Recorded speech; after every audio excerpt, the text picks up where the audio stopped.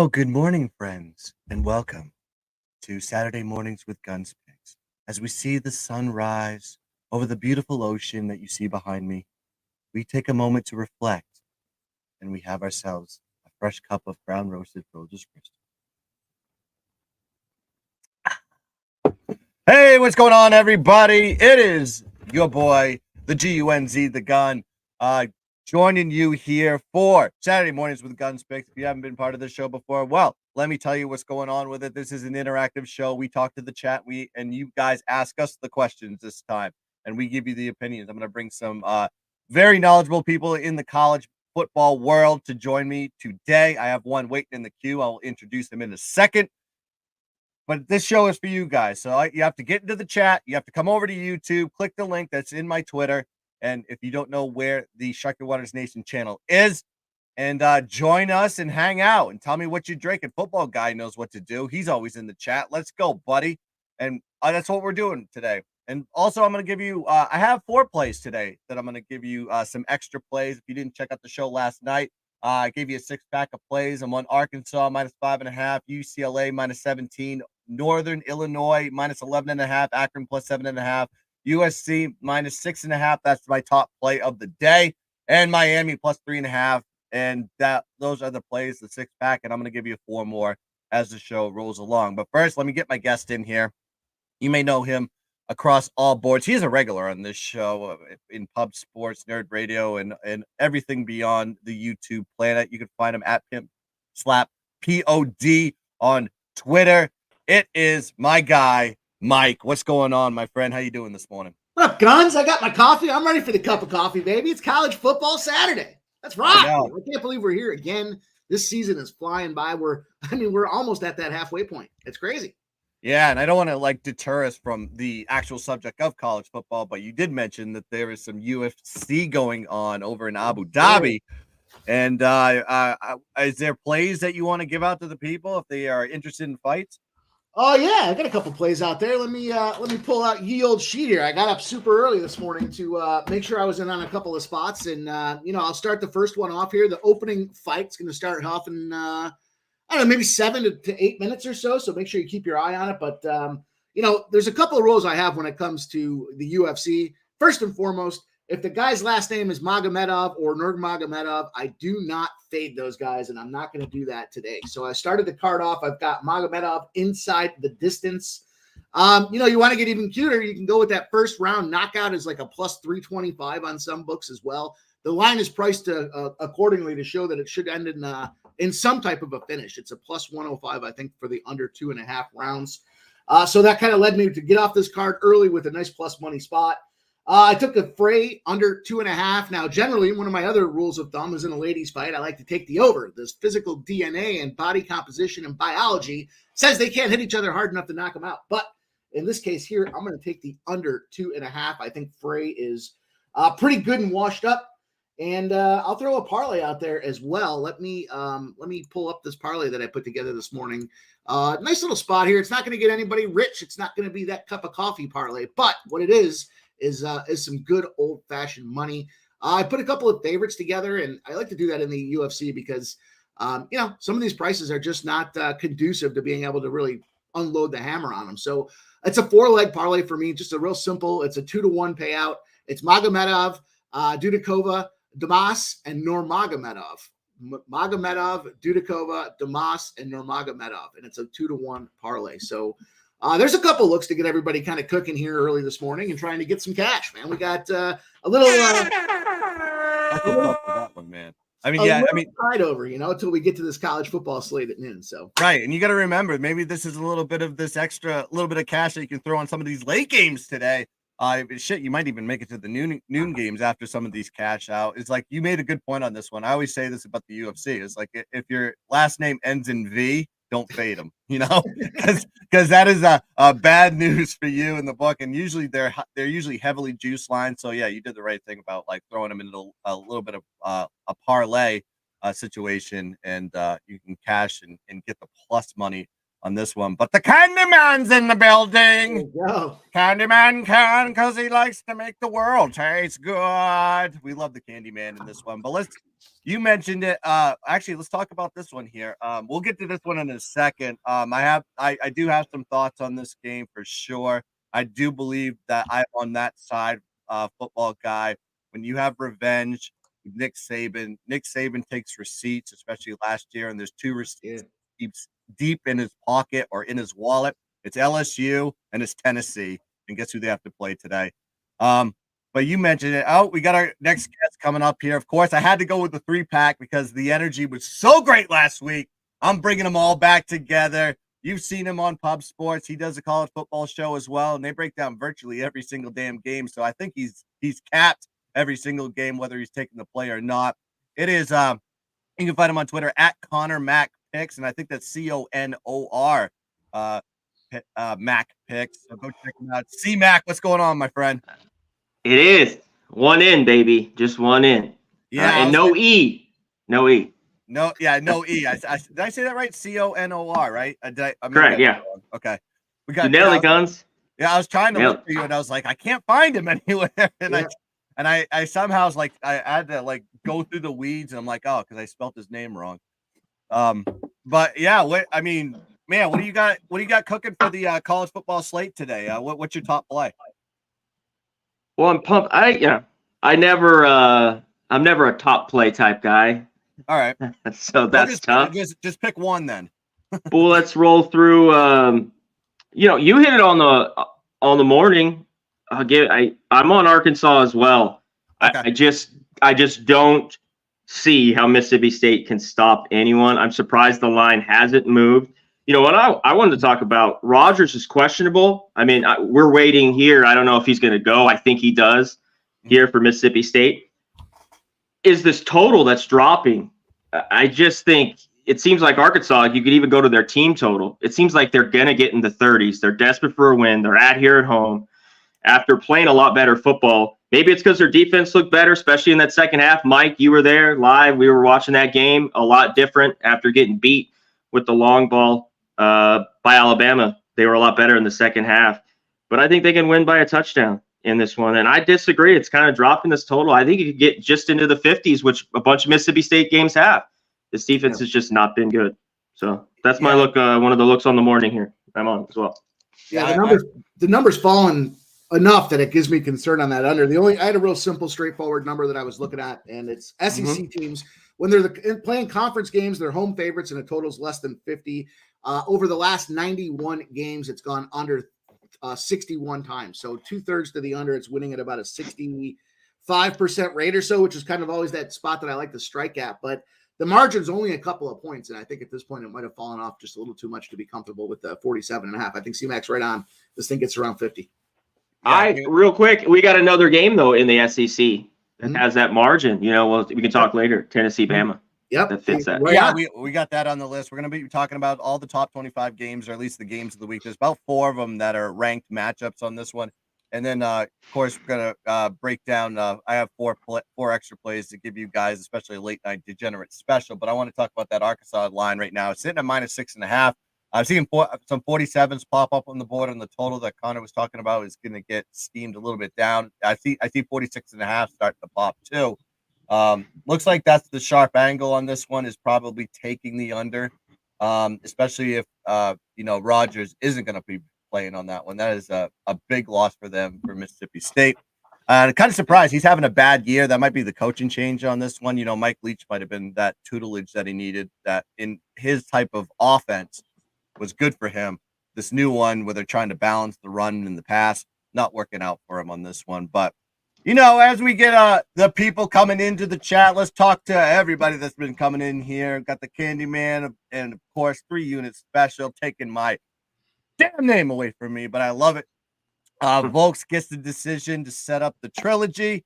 That's his opinion on this one. Of course, Bob is loving the Bama Crimson Tide today. And of course, Jose in the chat saying, let's go with the fire picks. And speaking of the fire picks, I just grounded up some beans. I put them in the pot.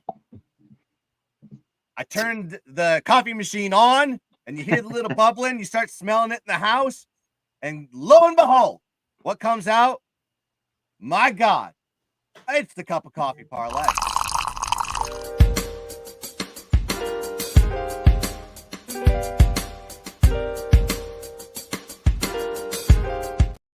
And while we're drinking coffee this morning, don't forget Viva Tequila Seltzers is a sponsor of the Cup of Coffee Parlay. 4.5 ABV, 0 carbs, 0 sugar, and the perfect drink for every football Saturday. Go check them out at vivaseltzer.com. And let's talk about the Cup of Coffee Parlay.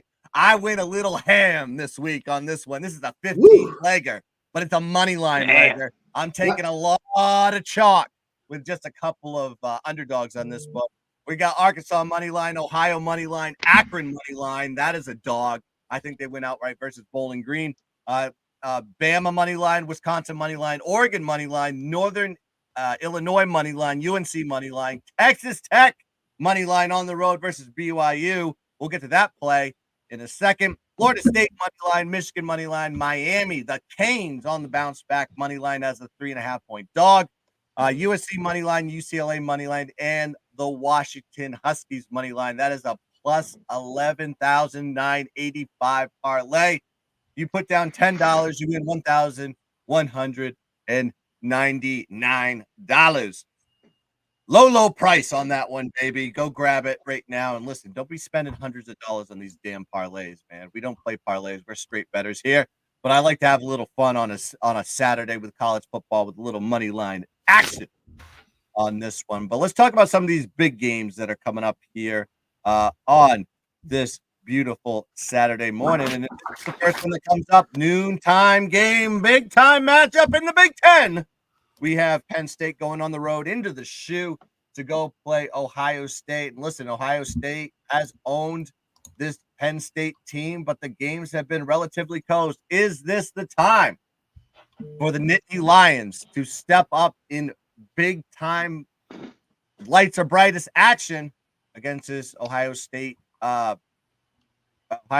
team? What are your thoughts on this one? I'll start with you, Mike. Yeah, no qualm about saying I'm a Penn State fan. I think it's linebacker you. We know the defense is strong, and here's the thing about this Big Ten, right? There's like three. Yeah, I'm going to dismiss Iowa and Iowa State because they just don't score enough to be relevant, and I don't care what the record is. But there's three teams that really are the kind of the perennial powerhouse. We know the first two are Ohio State and Michigan. Every time they battle, it is a battle royale. But this is Penn State's opportunity. They've been kind of lying in the weeds the last couple of years. We know what happened a bunch of years back with Penn State. They've been lying in the weeds. They're trying to get things done. And I think they see there is that opportunity this year. Michigan's been dominant. Michigan's been kicking the crap out of everybody. But Ohio State, they've got some – I think Ohio State's strength is wide receiver, right? We know Marvin Harrison Jr. is out there. They've got the ability to get that ball deep and down the field. But there's only two teams in the country that have won every game and covered every game, and one of them is Penn State. So I threw a parlay myself in the chat. It's a little 5-legger that I think will get us paid at 13-1 odds. But I'm going to tease this game as well. So I've got Penn State kind of a little triple up spot for me. It's in this parlay. I'm going to play Penn State plus 4.5. I'll sprinkle the money line because I do think that their opportunity to get this win tonight, they know that they need to win now to take that opportunity to move up the field. And then I'm going to tease it with the other team that's only team to win every game and cover every game this season, which I'm sure we'll talk about in a few minutes. That's going to be Oklahoma. But Penn State, when Penn State's coming off a spread win with a total that's less than 61, they're 11-1 straight up. They're 11-0-1 against the spread, and they're covering by 13 points. So, I look at some other spots here when they played a previous non-conference unranked opponent, and you're now playing a conference top 25 team across college football. They're 168-100. Some spots out there that to me jumped off the page and saying this has got to be a Penn State or nothing spot. The motivation's there, and it's not just motivation for this season. It's motivation for the school to really put their flag in the ground and say we're a top 10 powerhouse. We're here for real, and it's going to be playoff implications on the line for this game.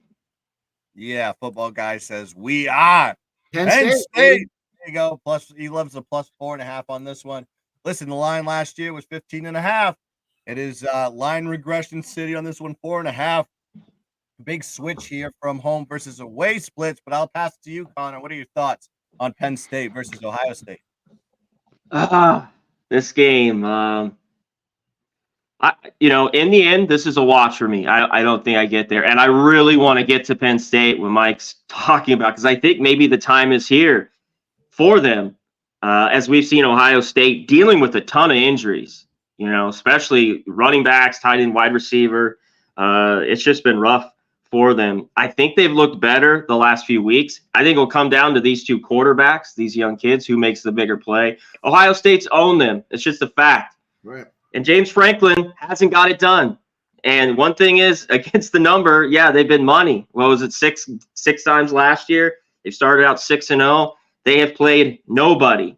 Ohio State has, Notre Dame, but still, this is it here. I just can't do it. I'm going to watch it. This could be a live bet.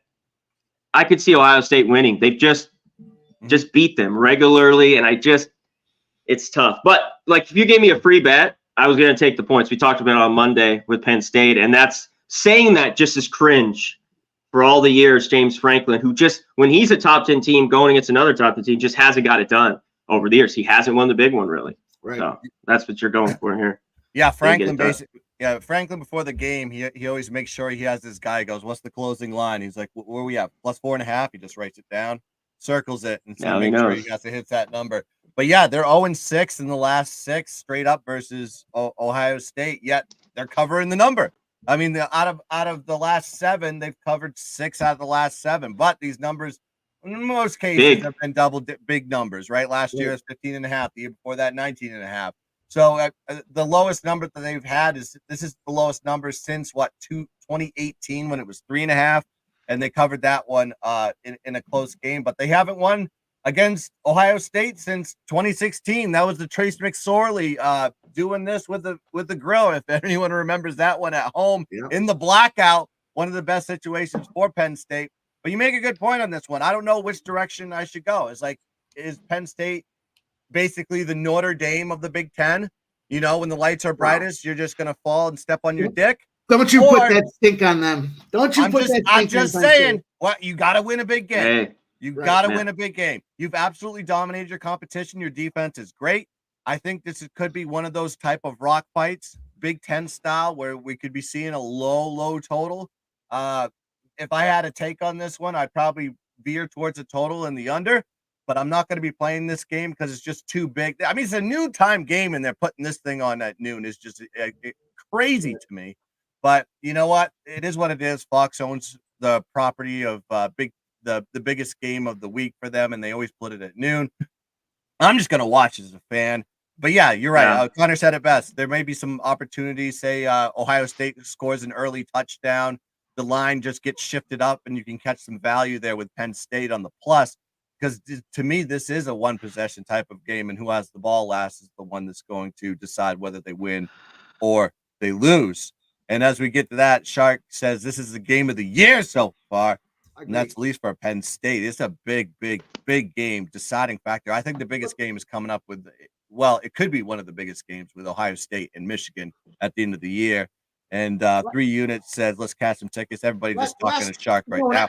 When I look at this Penn State-Ohio State matchup, where I see Ohio State here is the transition period from Urban Meyer to, Ryan Day has only softened up Ohio State. The NIL dollars have gotten more competitive. Players are willing to go elsewhere. Ohio State's no longer that kind of crown jewel in terms of, the top spot to play when it comes to college football, at least up here in the North. And, evidence that they've been softened up is that Michigan came back and found a way to get them. So, Michigan caught him in the mouth, and I think they're softened up now. So, Penn State for me just feels like this is that opportunity for them to take that step up. If there's an opportunity, it's now. And that team is hurt. Travion Henderson's hurt. Marvin Harrison's hurt. You got him against the wall. That the only comfort that they have is Ohio State has him in the shoe. I mean that. Yeah. But I've seen them lose in the shoe in the past. I've seen Oregon go in there in a volatile environment and win years ago. But I mean, this is not a non-winnable spot. We're not talking about Oregon State. We're not going into Corvallis. We're just going into the shoe. Okay, that's how it's done here. But yeah, this is going to be a big game, and of course, Mike will be pacing and watching that game. I understand that feeling altogether. But let's talk about another big game that's coming up here in the SEC. This is a receipt game for Nick Saban. Tennessee versus Alabama. The line here is sitting around -9, I believe, on most books 9.5. I think this is one of those games that it screams to me that we may be looking at a blowout here from Alabama. Typically, Nick Saban in these revenge type bounce back spots comes out swinging. I'll pass it to you, Mike. What are your thoughts on Tennessee versus Bama? Yeah, so Connor had hit on this earlier. This is the second game that falls into that SEC criteria from an under perspective. And what we see out of Nick Saban when it comes to revenge type spots or games off of a big win, that he does like to play a little more conservative style, kind of get the ball right, kind of lock it down on defense and make sure you focus on shutting the team down. One of the numbers that I like the best when it comes to college football is how does the opponent in their previous game match up when it comes to yardage? When you put total yards together and it's less than 400 yards in the SEC, those teams are they're playing against that have gone for less than 400 yards are 20-8 against the spread. Almost a touchdown factor in there. 3-game streak going on right now that falls into the Bama side of things. So Bama in this spot when they're playing an opponent that went for less than 400 yards the previous week, 20-8 against the spread with a touchdown. I like Bama in this spot. You're right. It's the receipt game. You know, we've seen the numbers soften too. It opened up at 9.5 in some books in the look ahead spots, 52% of the cash, 52% of the money. And the bets rather are split. So it's kind of right where they want that number. And it's starting to drop just a little bit. We're seeing some late money coming in on Tennessee that might bolster that thing back up to 9.5, but it just feels like that number's in the right spot. The total's probably a little lower than I'd like at this point, but I think Bama gets this job done today. I mean, historically, 11-5 ATS Bama is versus Tennessee, 15-1 straight up in the last 16 versus Tennessee. Of course, losing last year in a knuckleball, almost not getting over the goalpost. But that got the win on this one. Connor, thoughts on Bama versus Tennessee? I think Bama wins here. This just, do you want to lay more than the touchdown? I really don't. And I just, after watching Bama in that second half of play calls, which it's happened all year, where they've had quarters or halves where they just look like a different team.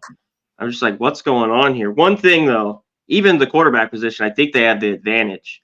And Tennessee on the road, we saw them go to Florida, not get it done. This will be difficult for them. I like the under the best. This has dropped a little bit. If you got 49 when this came out, I thought that was a very good number.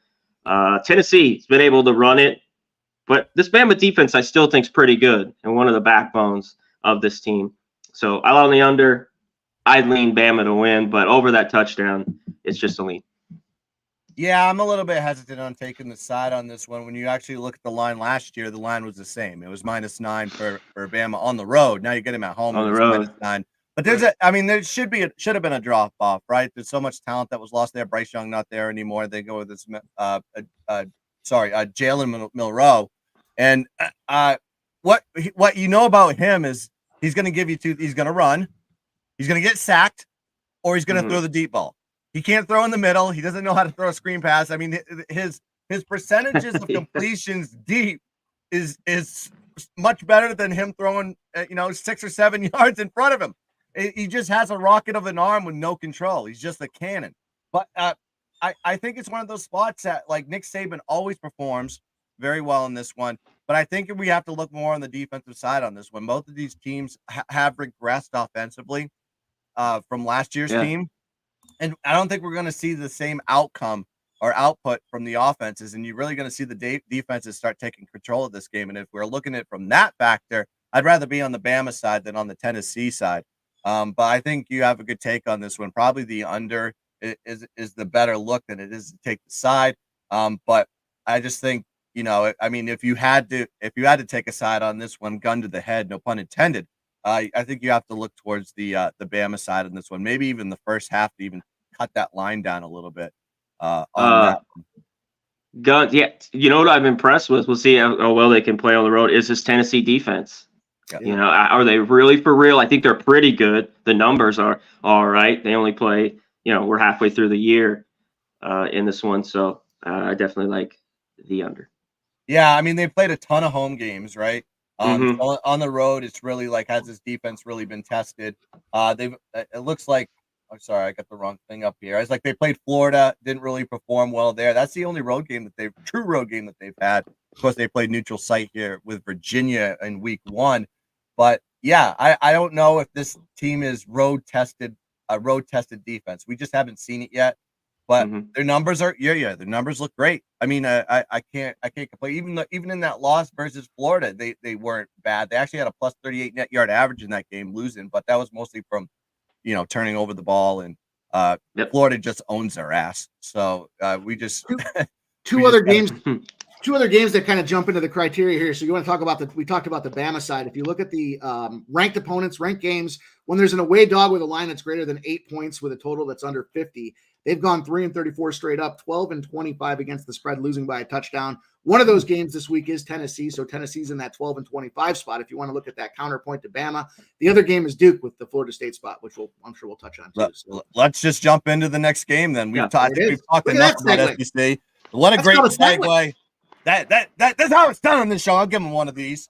All right, we have Duke versus Florida State. This game should have been bigger than it is. Of course, Riley Leonard not going to be playing this game. He's still hurt, so they have to go with the backup on this one. I'm not really high on the backup, but they're playing in Florida State. A lot of things can happen in college football. Elko, I don't know what he's got in his game plan and his wizardry and his potions to stay up with his team. Seems like it's going to be a blowout type situation, but I'll start with you, Mike. What are your thoughts, Duke versus Florida State? This is a tricky game for me. I mean, a lot of my numbers show that this should be a Florida State spot. Some of the trends that I was looking at kind of support the fading of Duke, and some other spots, show the favor of playing on Florida State. A couple numbers that I looked at, home favorites when they're in a ranked battle are 111-83 against the spread over the last 8 years. I had to look to see how many years back does this thing go here, and it falls under an 8-year trend that shows when they're in a home favorite situation, they come back and they get the job done and they cover the spread at a higher rate. So when you got that much of a sample size, you don't see such a dominant victory here. You don't see like a 80% win streak because there's just too many games in the sample, but it shows consistently that the job gets done. Bigger cash is on the Duke side of things, 49% of the bets, but 62% of the cash on Duke, and it's still sitting at 2 touchdowns. So maybe it's recency bias. I don't spend a lot of time with future bets because I do believe it affects your ability to have a clear mind when you try to make a pick week to week. But when I see that, I've made a lot of money with Duke, and it's hard for me to fade Duke with those 2 touchdowns. But man, Florida State's like one of those teams I can't get right. Going back to the first game, Connor and I were streaming on that Sunday, Florida State LSU. Still got my butt sore about that thing. So I'm apprehensive. I would lean to Florida State if you put the proverbial gun to my head here. I think they're just quality team this year that's going to be able to come out there and get it done. But Duke is certainly combative, and it's going to be a live spot for me at the end of the day. Connor, what are your thoughts on Duke versus Florida State? Yeah, I don't think Riley Leonard goes. I mean, true game time decision. I just don't think he does. So I have to be off. If he is in, I want to be on the points here. One thing I've been impressed with is the Duke defense. Every week, I'm just like, man, this team's pretty good. We saw it early in the year against Clemson. Way better. That was their problem last year. And look, they gave up 56 points, I believe, to Florida State last year. That was kind of an ass whooping they took. 56-35, I think, was the score in that one. And the defense is a lot better.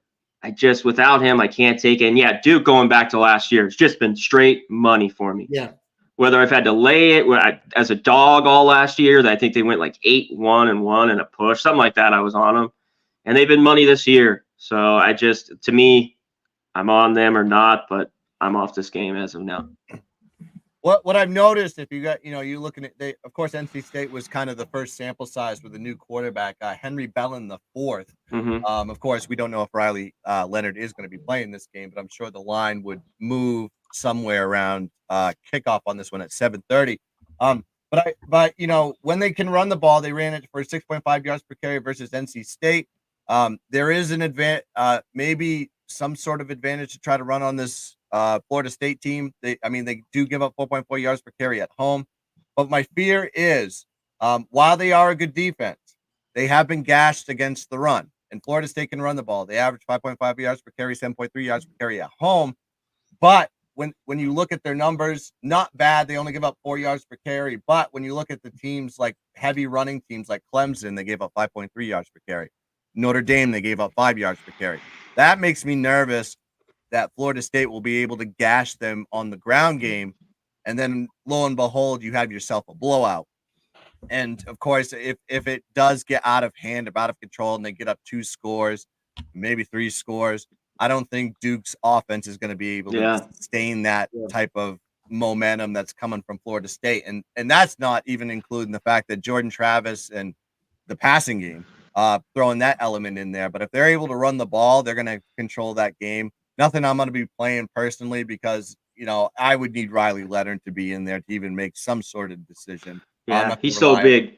Yeah, just a flat playmaker that even this line drop with him in, they're never out of a game. It seems like when he's in. Look at last week. You obviously don't trust their quarterback in the passing game. He only threw the ball 12 yards. He was 4 for 12 for 107 yards passing. I mean, this is not somebody that we can back right now because they're very one-dimensional. If you're one-dimensional, you just load the box and stop the run. It's nothing. It's pretty simple on the defensive side on that one. All right, I'm going to take a little bit of we got one more game to talk about on the ranked opponents. We'll get to that in a second. I do have some major opinions on this one, but I want to make sure I give everybody one of my added plays on this one. We're going to talk about it. It's Wisconsin versus Illinois.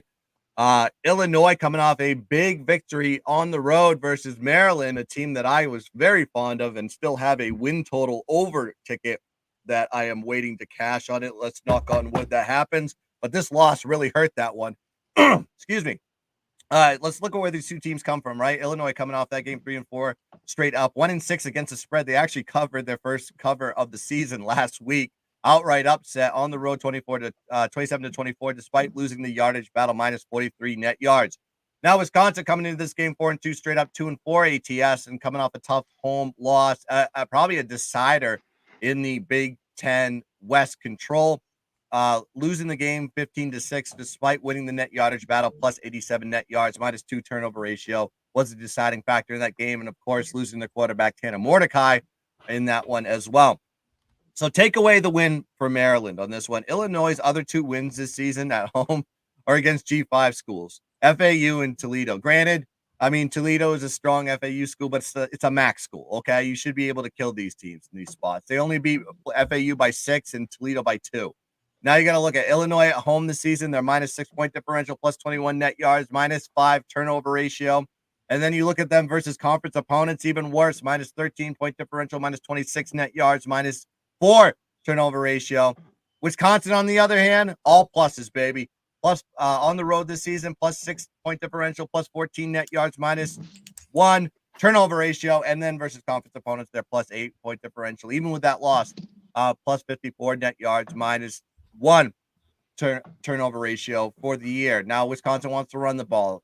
Tanner Mordecai is out with a broken hand, but they have a solid running back in Braylon Allen. I've been high on him for a while, and he is absolutely cooking this year with 6.1 yards per carry and 7 TDs. He doesn't have to share the ball anymore because the backup or the dual threat in that 1-2 punch, one of the guys has been out for a couple weeks. So Braylon Allen has been excelling up to that point.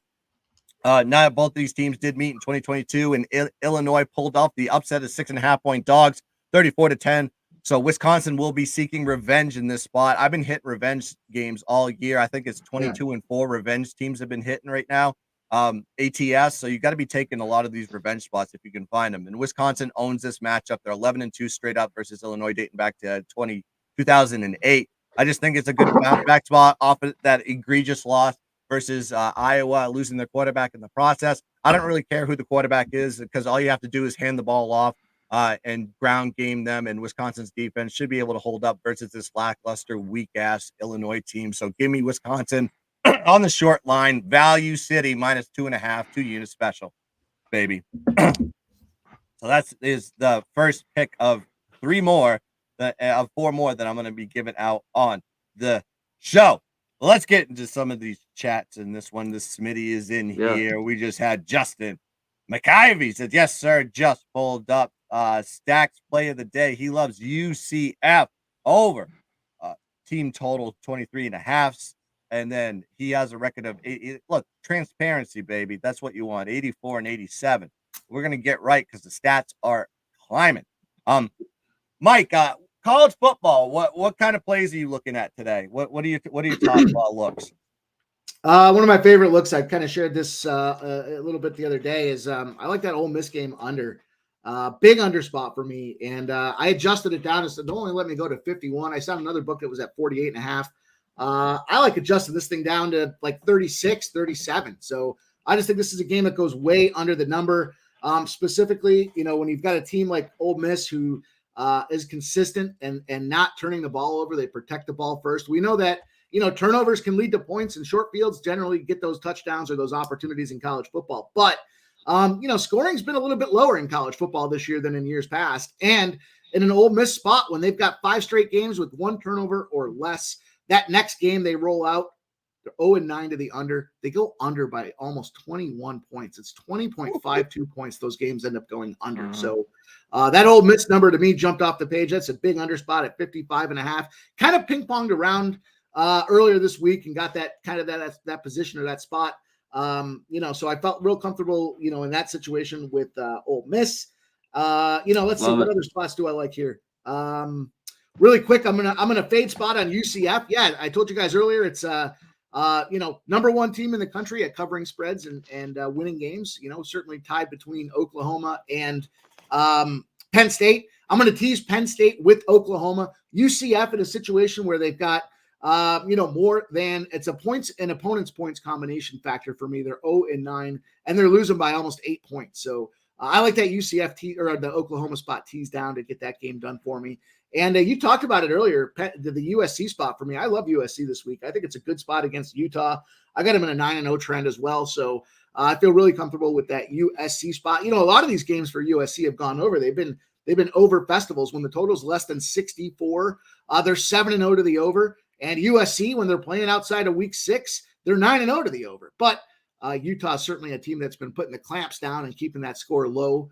We know that they have a defensive prowess. The thing I think with Utah is, you can't lose your number 1 playmaker over a 3-year period in that Kincaid that ended up getting drafted to the NFL and the Buffalo Bills as a tight end. That guy was a horse. He ran the ball. He blocked. He played some defense. He was out there catching balls, leading the entire conference in receptions, certainly breaking team records for Utah.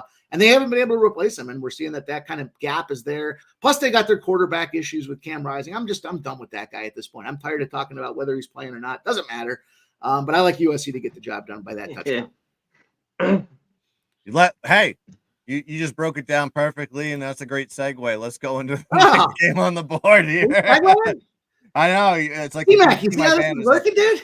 Yeah, you kind of busted your nut on that play, but let's talk about that one. Utah versus USC. USC, of course, beaten by my guys, the Notre Dame Fighting Irish, in South Bend last week.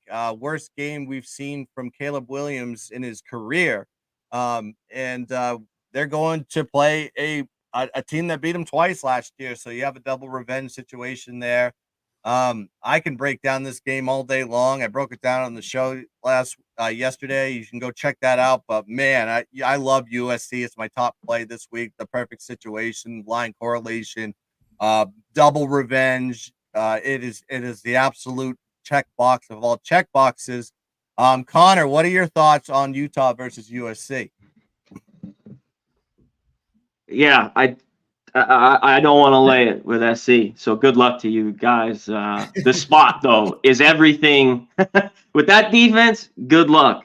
Yeah. The spot, like you mentioned, the double revenge after getting their ass kicked, coming back home, it all lines up. But I think this D line for Utah is going to be in Williams' face. But he's so good and such a good playmaker. He'll be a lot better, especially after probably his worst game he's ever had, with those 3 picks against Notre Dame. Utah just struggles to score, but I think they're going to score on this USC defense. There's no way I could lay it. I like the under. This has dropped a ton. And we'll see. Does this stay low enough? But, even with Utah, their backup, they're going to run it. I know they'll be able to run it on SC, on this defense, just make the throws.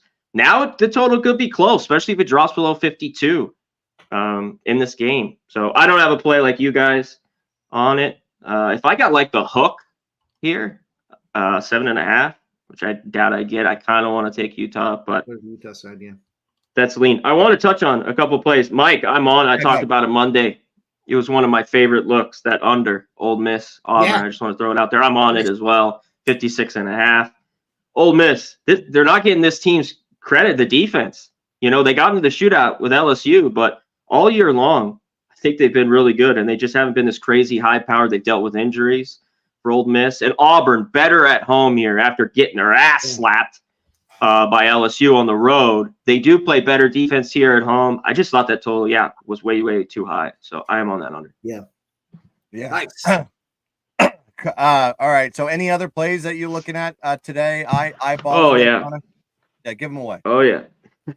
Yeah. You know what is key here is these MAC dogs here that are coming up at 3:30 Eastern. Just take a look at. I'm just throwing it out there. The Kent State, Ball State, Eastern Michigan. I think 2 out of the 3, maybe all 3, could maybe cover. I just wanted to throw that out there. I took Minnesota at 5.5. This is dropped to 3.5. It's just too low, and it's just ugly. We know the total's at 30. I think they cover the number there. I took BYU. I took that out on Monday. I basically took it at 5. That's dropped. They're just at home. I'm big on Texas Tech. And somehow this game, to me, gets over. BYU still isn't good defensively. Texas Tech, even who's in at quarterback, I think they'll be able to score some points, and it'll just creep over. BYU overs have been money for me. I'm not going to jump off now at 51. So I got the 5 there. I think you lean over and take a piece of that over. I think that's about it. I have a few more. Maybe I can hit it at the end here. Perfect segue into my next play. Go ahead. I'll hit it. Well, just one more. Old Dominion. I'm on. I got the 7. It's down to 5.5. At home, biggest game all year. They're hyped for it. I've been all over them kind of all year. I love App State, but I think they're in for a dogfight here with Old Dominion. Give me the touchdown dog at home. ODU. Yeah, like it. Yeah, nice little town out there where ODU is too. Great breakfast spot there. Probably one of the best breakfast sandwiches I ever had going over there. This was years ago, but I digress. But you talked about Texas Tech and BYU. This is one of my second plays. And listen, I think this is a perfect spot to be jumping on Texas Tech, regardless of whoever the quarterback is going to be in this one. I know they're down to their backup, Jake Strong. But Jake Strong was absolutely pushing the ball, but he just was making mistakes. He got thrown into a bad situation versus Kansas State. I digress, but I want to talk about this one right here. I love Texas Tech -2.5.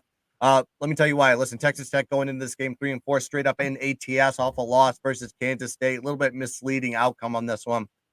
They were leading in the third quarter, but they lost their quarterback and they fell apart. And they actually did win the net yardage battle in that one game, plus 45 net yards. Now you look at BYU; they're 4-2 straight up, 2-4 ATS, and they're off a bye week. Okay, I hate teams off bye weeks. I think it's more worse with rest. You lose your momentum, you lose your flexibility, you lose that juice, and you come out rusty. Their last game, they were blasted by TCU in a conference game, 44-11 on the road. We're getting dominated in the yardage battle, minus 341 net yards for that game. Absolutely terrible. Now you got to look at Texas Tech. Look at the teams that they've played and the outcomes of these games, okay? These teams, they lost 4 games, but you can actually justify the losses. Wyoming, they had the lead, and then they had rain delays and lightning delays and all this shit. They had to go back in the locker room, and then next thing you know, they come out flat. Tough spot for them. Then you have Oregon. Everybody saw that Oregon game. I know a lot of guys that were on Texas Tech, including myself, and I felt like my heart was stomped on that day. What a terrible day that I had, and that was the worst of it. You're down 2 points, driving in the field, you hit midfield, and you throw a pick 6, and that is the game against a great Oregon team, by the way. West Virginia, you actually won the yardage battle in that game. You just could not score points, and that was just unlucky on the road on that one. Then they go play Kansas State. I just told you about the outcome on this one. So you have 4 losses that are justifiable losses. They never really got dominated in those games. It was just one of those situations that, whether it would be interceptions or a lot of these capping outliers, as I call it, was the decision in those games. Now you have BYU, great numbers at home so far, plus 16-point differential, minus 28 net yards in Provo with a plus 5 turnover ratio. Their last home game was versus Cincinnati. They won 35-27. Do you know what the yardage was in that one? They were minus 203 net yards in that game. How the hell does that happen and you win by 7 or win by 8 It's points? happened. I think it happened with Arkansas. I know they've gotten a little lucky. Like if you looked into the details of the box. Correct. It's absolutely absurd. Then you look at BYU, just struggles versus conference opponents. Granted, they're in a new conference. They've never been in a conference. They were independent before that, but they've struggled in the Big 12 this year. Minus 12-point differential, giving up 478 yards per game to their opponents with a minus 176 net yard average. You look at Texas Tech versus conference opponents, plus 6-point differential, plus 12 net yard average. And then you have a two-dimensional offense, right? You have a team that averages 5 yards per carry on the ground, including one of the top running backs in the country in Taj Brooks, who's having a great year, 6 yards per carry on 131 attempts and 5 touchdowns. What they will probably do if they have Jake Strong as a starter here is they're going to really try to take advantage of the run game. And they can do that versus BYU because BYU gets gashed in the run game versus conference opponents. They give up 5.4 yards per carry against them so far this season. And then BYU, I talked about bye weeks and how they're bad for teams. They're definitely bad for BYU. They're 1-4 ATS off a bye since 2021. So I think it's a perfect spot for Texas Tech to bounce back. They had a whole week to plan for whoever the quarterback they thought was going to be in there. They got thrown into a bad situation last week, which resulted into an egregious loss, 38-21. I think they get right in this spot. I don't care who the quarterback is because all I need the quarterback to do is go like this and give it to Taj Brooks. I just want you to do this, just this, and just run it up the field, score points, and let the defense do the rest. Give me Texas Tech minus 2.5, 2 units special, baby. Woo! That's what I'm talking. Get it. All right, let's get into something. Hey, real quick, one more. I think Connor mentioned ODU. I want to get this out there. I threw this out earlier this week on a little spot that we did for the look-aheads, and I teased ODU with Alabama. I thought bringing that number down for Alabama, you guys kind of indirectly touched on that earlier with do you want to lay the 8.5? I didn't. I wanted to get that lower number. And then I teased that ODU spot up. I thought it was a good spot against Appy Valley there. So, big teaser spot for me. One other big spot that I liked a lot today was you kind of touched on it, Connor, with that Ball State game there.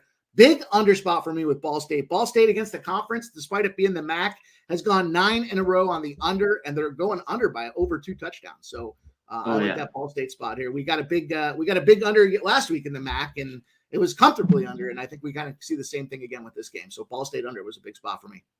Yeah, you know what they call me? They call me the MAC Whisperer. I've been on an absolute tear, just tearing up the MAC. Easy winners left and right. Listen, I love NIU today. I got them at minus 11.5.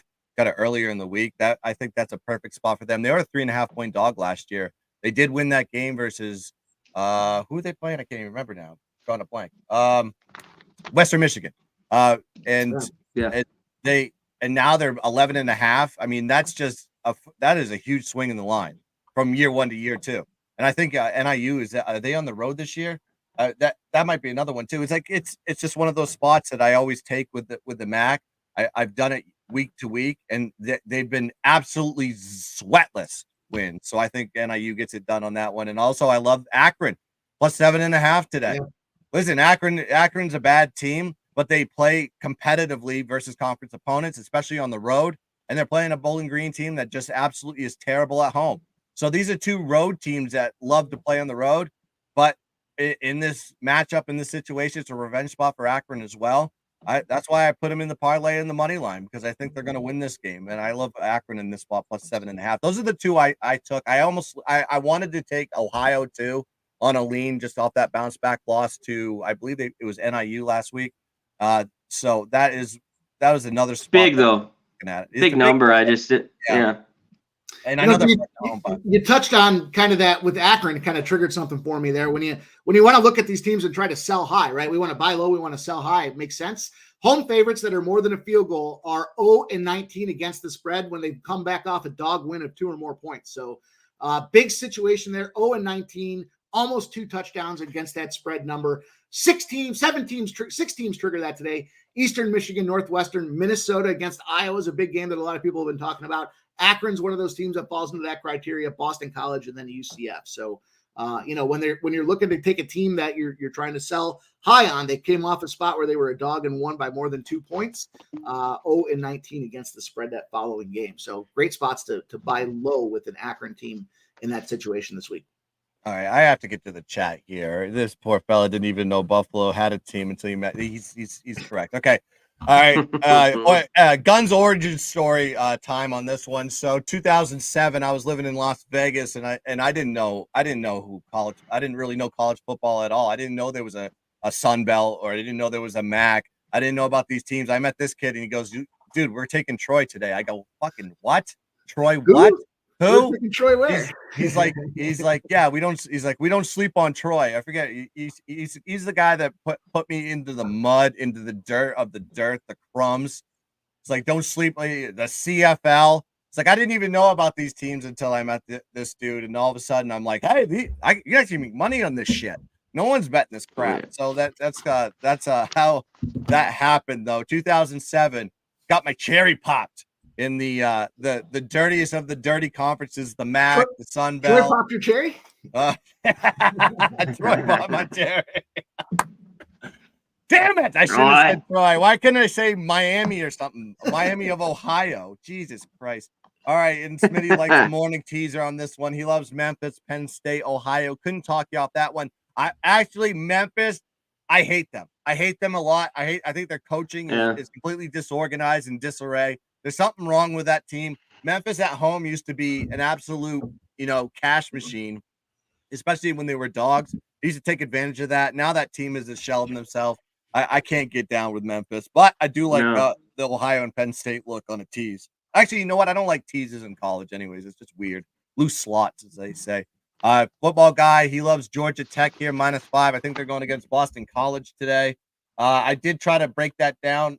Thought about taking that play. I was leaning on the other side of the Boston College side, however, but I didn't make it an official play. I couldn't get there on paper, especially with Georgia Tech beating Miami 2 weeks ago. I don't know where that team's at. They're week to week in a coin flip, in my opinion. While we let's get to one of these grimy games on the board, because we were talking about the grimiest of the grime. Let's talk about Utah State and San Jose State. This game does kick off 7:00 p.m. Eastern Standard Time. I love Utah State in this one as the dog on the road. Listen, where are they coming from? Tough loss last week. Fresno State, one of the top teams in the Mountain West, 37-32, despite dominating in the net yardage. But they had a -2 turnover ratio in that game, which was the deciding factor. They're 4-3 ATS, 3-4 straight up on the season. On the other side, you look at San Jose State coming off a road win versus New Mexico State, 52-24, dominating the yardage battle versus this piss poor New Mexico team, plus 140 net yards in that game. They're 2-6 straight up, 4-2-1 ATS this season. Who is Utah State? Great offense, right? 478 yards per game of total offense, 4.8 yards per carry on the ground, 63.2% pass completion rate, 306 yards per game passing. On the road, they have a drop-off, all right? We get that. There's a continental shift on that one. They have a -9 point differential, 349 yards per game of total offense, -46 net yards. But look who they played on the road so far. Iowa. Last I heard, they have a good defense. Air Force. Last I heard, they had a good defense. And UConn. UConn at home is a tough place to play. I don't care what anybody says. But they did put up over 400 yards of total offense in that game versus UConn.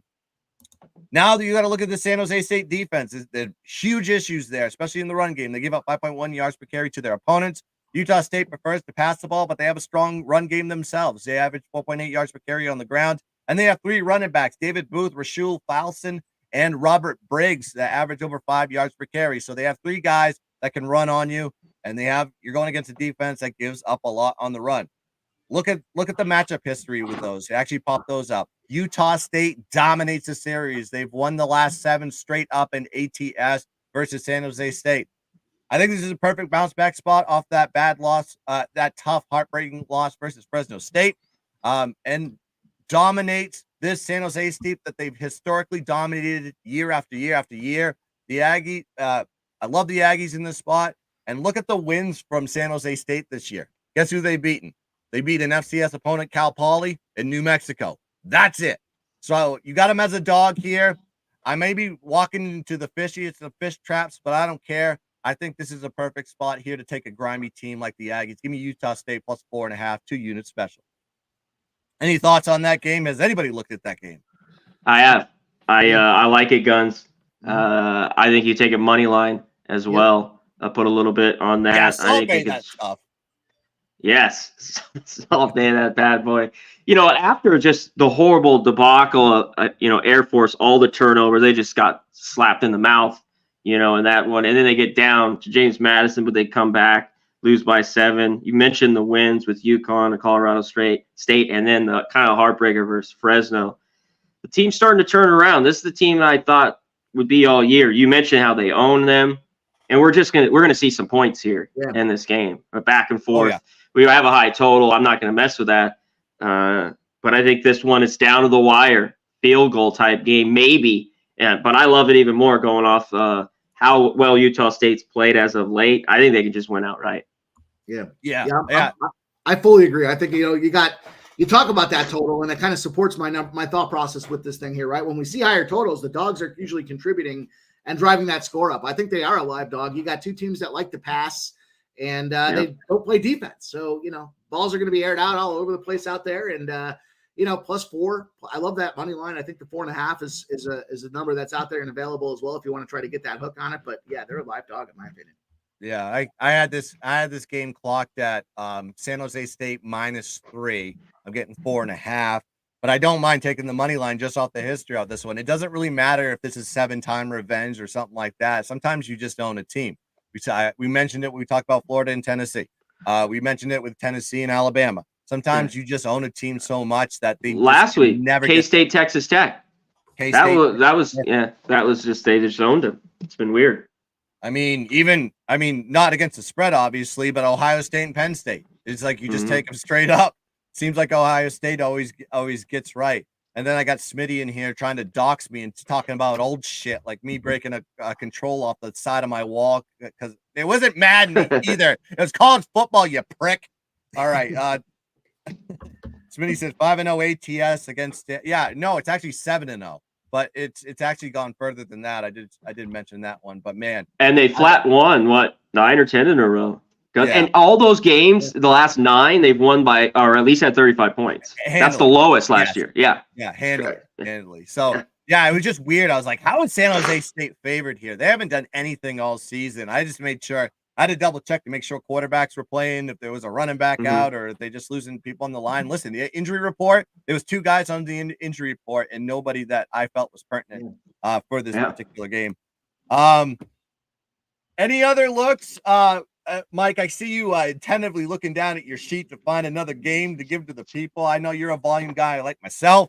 It's like, so what is there anything else that you see on the board popping off? Yeah, just rapid fire a couple spots that I like at you guys here, and take it for what it's worth here. But I already talked about a couple of teasers and some straight spots that I was on here. I'm scrolling down the card.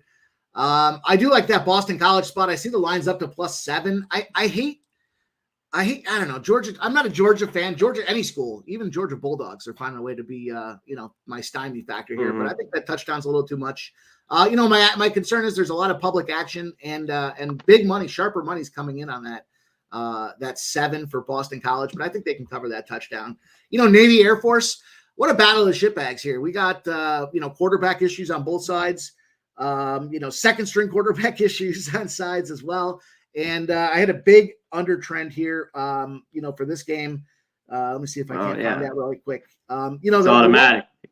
The one spot with the under, certainly. The other thing to look at is that Navy side of things. Going back to 2021, when the opponent's coming off a game where they won and covered the spread by more than 10 points, the Navy comes back and matches the challenge. So Navy goes 10-0 when their opponent covered the spread and kicked the shit out of their last opponent. So 10.5 for Navy was a good spot for me. I don't like to get too many spots in one particular window. I like to try to kind of spread it out. I like Charlotte to get the job done against East Carolina with that 6.5. I think they're probably even a live dog spot. East Carolina doesn't jump off the page at me. You already talked about that Wisconsin-Illinois spot. I think great spot for Wisconsin. You talk about buy high, sell low. Illinois coming off a huge win and an otherwise dismal season. Wisconsin taking that tough loss. Great spot where there's been some great stat correction on that total or that number. To get that team done. And then the last spot I'll throw out there is Pittsburgh Wake Forest. I'm a big over guy in this game here. When the total is less than 47 for Pittsburgh, they go over. They find a way to get the job done. So at 49.5 opening number down to 45.5 now, to me, that over just seems ripe. We're also not seeing any ticket count on the bets and the money from this side of things. Maybe there's not enough that call it and trigger it, but something wacky going on, something fishy going on with that number that they don't want to show that thing there. And Pittsburgh's in a 10-0 spot to the over. So Pittsburgh, Wake Forest, I think we see points. I wanted to go. I just want to bring this up before I pass it over to Connor because I know Connor's got more plays to give out to the people. But I want to talk about this overrated USC defense. Listen, here's what I'll tell you. What I found out about the USC defense when you actually break them down and you compare it to their opponents' offensive season averages. When you go against the USC defense, you only average 9 yards over your offensive season average. That's everybody that they played this year. There's only one team that had an egregious overage in offensive production against them, and that was Colorado, who averaged who had 141 yards over their season average versus that USC defense. So don't get too discouraged about the USC defense because I think they're able to make enough stops to discourage. And this Utah offense isn't anybody that scares me, anyways. I would be worried more on the fact that once they make a stop, USC more often than not is going to get down the field and score on you. So that's going to be one of those key components in this one. I think USC's defense, when I saw them play against Notre Dame, they didn't look too bad. They just got caught into some egregious spots with the turnovers in scoring position. 9 plays, 64 yards, 3 touchdowns for Notre Dame last week. That's all it took for them to score 3 touchdowns. That's based on the turnovers. So don't get too discouraged about this USC defense. They're going to be fine. There's a reason why they're favored here at -7. So I just want to get that. I had to get that off my chest. All right, Connor. What else you got for the people today in this beautiful college football Saturday? I'm going to hit on it. Mike, let's talk that early game. We also, have we got to Clemson, Miami? We'll hit that before we get out of here. I think Navy, if you get the hook here, I like it as well. Yeah. You know, I think this Air Force team obviously is very good. You know, they pull out the win. You mentioned both quarterbacks being out. And, you know, Air Force the last few times have kind of took it to them. I think 2 years ago, you know, they kind of beat up on them. But Navy, we know this rivalry. It's just everyone's up for it. I think 10.5 was too much. I just thought this game could be close. You know what? There's wins. I see 11.5 out there, by the way. I just looked and saw 11.5. I'm like, what? Oh, really? Oh, it's skying upward. Uh-oh. Yeah. Well, I'll take it. Oh, wow. Well, I'm on the over 10.5. So yeah, if I get smoked, I get smoked. I'm going back in. I don't care. Give me the 10.5. I would like 11.5. I saw 10.5. I'm seeing 11s come across the board. But I like your take on the over because what's the trend? Military unders, right? 41-9 or something like that in the last 50 or something. I can't remember what the stat is. 41-6. I was like, so we always talk about eventually the levee will break when it comes to these overs. Unders and overs, as like you can't just keep taking the under automatically in this spot. And this line sit right now at what? I see 34.5. Why wouldn't you take? I mean, listen, it's not Air Force can score points. They're not egregious clock killers like Army is or Navy is, but I think it's a better spot to just think there's going to be a lot more points than what people anticipate they're going to be. And for seeing a public under, it's like seeing a public dog. You just got to fade it, right? It's one of those situations you have to. Yeah, I just wonder if they're going to be able to generate enough offense to get down the field. Is this game played between the 20s or is it played in the red zones? That's my concern. Yeah, what's the strategy? Win two. Yeah, what's the strategy in that situation? You have a double-digit dog, and if you're on the double-digit side with Navy, you kind of want to see it to go low, right? Last year it was what 13-3. Or something like that. So 13-10. 13-10. That's right. So 23 points on that one. I mean, it sailed way under. So maybe you see a little bit of flipping the spectrum on this one and take the over. But yeah, you'll be the only guy to own an Air Force Navy over. I guarantee it. Just getting in the sports book. I got the over. Like what? Like, get out of here. These guys don't pass. That's true. You actually brought it up here, and we're going to add it into the talking points in this one. We have to talk about it. It's Clemson versus Miami. 8 p.m. This is going to be a wild one. Listen, Miami needs a bounce back after what happened to them last week. Actually, the last 2 weeks, coaching decision in what is probably the worst coaching decision in the planet versus Georgia Tech, and then losing the next game. After that, you can lose the same game twice. I think Miami's in a good spot here. I do love the dog on this one, plus 3.5. I broke it down last night, 2.5 units special. I'll pass it to Connor first. Mix it up here. and you can talk about Clemson, Miami. What are your thoughts? You know what? Everything all week long, I want to take Miami, and I just can't do it. This seems like a desperate spot for them here at home, and you want to be on it, but I can't. It's not that I trust Clemson. They've already had their 2 losses. Maybe they're playing a little bit more free. They're off the bye. I know you don't love that, so that's why you can love Miami. Here, are you on it, Guns? I'm on Miami plus 3.5. Did you get you got the hook though, right? Yes, I got the hook. Yeah, the hook is big. I want to be on Miami. I just Van Dyke. The turnover started to come lately after they played nobody and he looks like $1 million throwing it all over the place. I think Clemson does have the better defense, but I've been, at times impressed with this Miami defense and their numbers. So, free bet. I like Miami. I just didn't pull the trigger this week on them. Yeah, I just think it's a lot of line shift on this one. Last year, the line was 19-point road dogs. Now they're sitting at 3.5 at home. Of course, Clemson has a humongous regression element in there with all the changeover that's happened with this one. I'll pass it to you, Mike. Do you have any thoughts on Clemson versus Miami?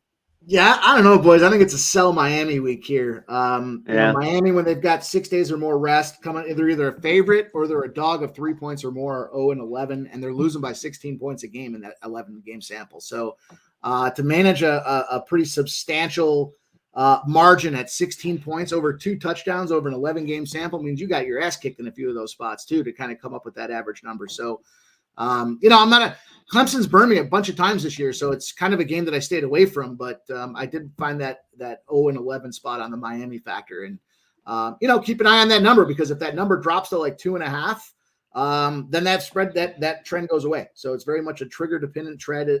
If they're anywhere of a dog between 0.5 point to 2.5 points, then that 0-11 spot's null and void. So just kind of something to think about. Hey, it's embrace debate, but I like the Miami side on this one. You also look at Clemson, where they're coming from. They're coming from a bye. Russ versus Ware. Do you know how they do off of buys? 0-6 ATS since going back to 2021. So Dabo does not prepare his guys after the bye, and you're going on a volatile road situation versus a team you beat 40-10 in Clemson last year. I think it's going to be a tough spot. Miami has to get right, and if they don't, we may have to put them in the graveyard and sell them off. It's a great point you bring up about Dabo and his lack of preparation coming off of a bye week. Big reason I think behind that is look at the facilities. It's like a fucking water park. They got a lazy river floating around the thing. They got all kinds of amusement rides inside there. Like they're not there they're there. I guess they used it as a recruiting tool, kind of pre-NIL stuff, but it was a huge revamp. And I was like, oh, did they upgrade there's press all over. This is going back maybe 4 years, 5 years. And they're like, oh, they just put a ton of money into their facilities. They overhauled everything. I'm like, oh, do they, get a state-of-the-art weight room, or do they upgrade their medical facilities? And no, they put a fucking lazy river in the thing. Like, I mean, talk about missing the boat. And then since then, what have they done? They just found a way to be soft. And, we see them go to the deep, but then guys get injured, and I just focused on the wrong things. Yeah, you want to have fun, and it's fun to win, but you're not going to win when you're sitting around a fucking inner tube floating around with a cocktail in your hand in the lazy river on a bye week. Hickory dickory dock, the mouse went up the clock. Coach Sweeney got that drip. Fucking that guy is just he is such a clown. I can't back Dabo anymore. I hope he loses his job. He's just stinks on ice. Trying to relate to kids and shit is just fucking awful.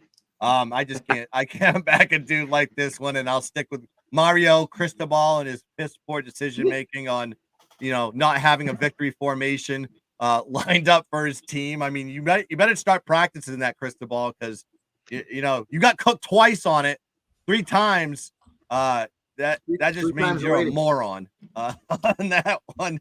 I want to make. Oh no, he's going after my guy. We can't do that. All right. Yeah, it's a little bit of inside joke on that one. I'm not going to get into it. All right, I got one more play for the people to give out before we close out and make sure that everybody gets all the plays from us. But make sure you go check out @PimpSlapPod on Twitter. Go give him a follow, and also Connor Mack picks, CONOR bingo MACPICKSMOUSE. I don't know. It's That's the name you can find on Twitter, and also go check Connor him Mack. out. You doing the live stream today on Pub Sports? Yeah, we'll be on late. UFC's on right now, so we'll be on for the Utah SC game. Your guys, Oh, hell yeah. So yeah, 5:00, 8 Eastern. We will be live. So all right, send me a link. I love it. Come on. Okay, Send me a I'll link. show you it. Oh yeah. All right, yeah, that's perfect because I got oblos in the afternoon, but I'm freed up in the evening. Okay. I want to give out one more. Actually, let's do this because some of you people probably missed this one, but I actually brewed a hot cup of coffee called the Parlay. Let's go.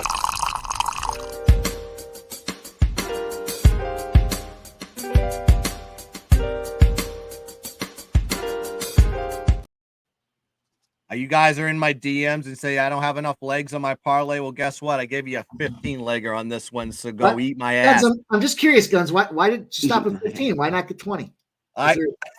Any conscious decision? I'm sure that's going to be in my DMs after this. I go, you want me to go 30? I'll do the whole damn board. All right, let's do this one. Arkansas money line, Ohio money line, Akron money line, Bama money line, Wisconsin money line, all these hot chalk ones, by the way. Oregon money line, Northern Illinois money line, UNC money line, Texas Tech money line, Florida State money line, Michigan money line. That's like a minus 4,500 money line, I think, on that one.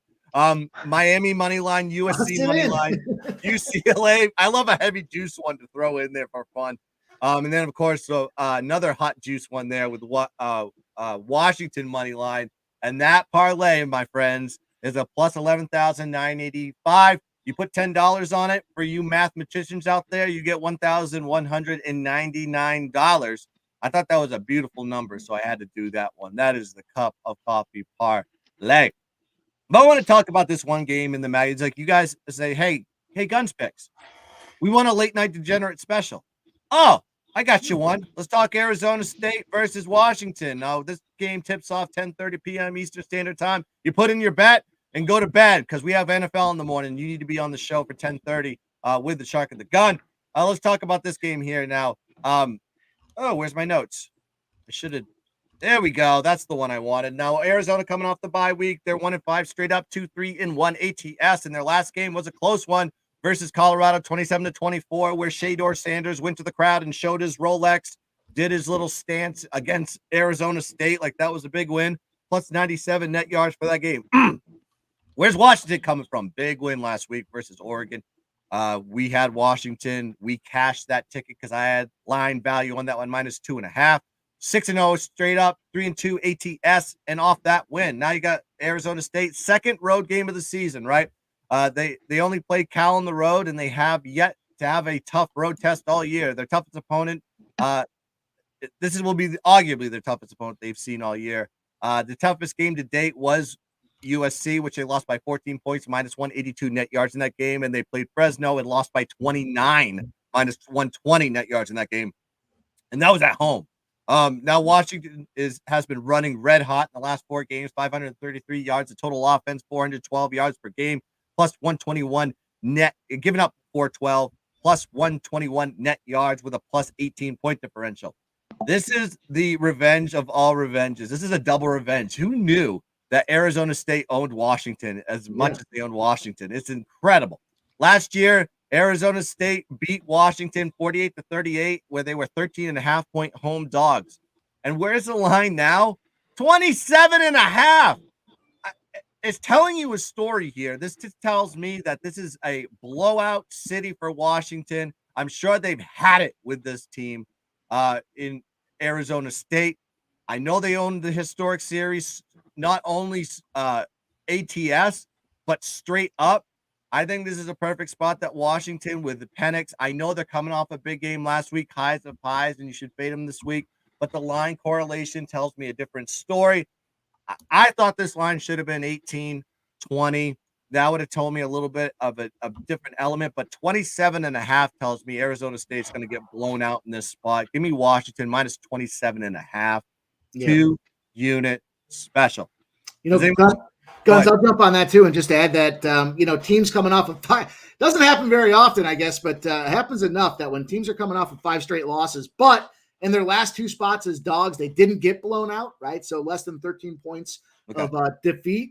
28-65 against the spread losing by almost 6 points.